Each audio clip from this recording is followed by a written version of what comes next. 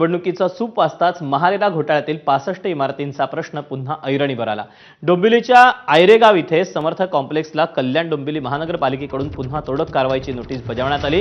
मुख्यमंत्री, उपमुख्यमंत्री आणि स्थानिक आमदारांनी कारवाई होणार नसल्याचं आश्वासन दिलेलं असतानाही नोटीस आल्यानं रहिवाशांमध्ये भीतीचं वातावरण निर्माण झालं।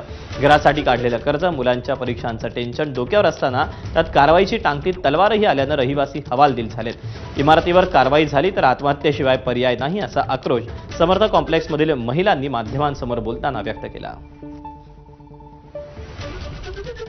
मला आमचं हे म्हणजे बिल्डिंग आहे ती पूर्ण म्हणजे कायदेशीररित्या करून द्यायला हवी आणि मेन म्हणजे जर ते करता आलं नाही तर आम्हाला आमच्या घराची जेवढी व्हॅल्यू आहे जे आम्ही लोन भरलं आहे ते आम्हाला व्याजासहित पाहिजे। आम्ही त्याशिवाय जाणारच नाही इथून।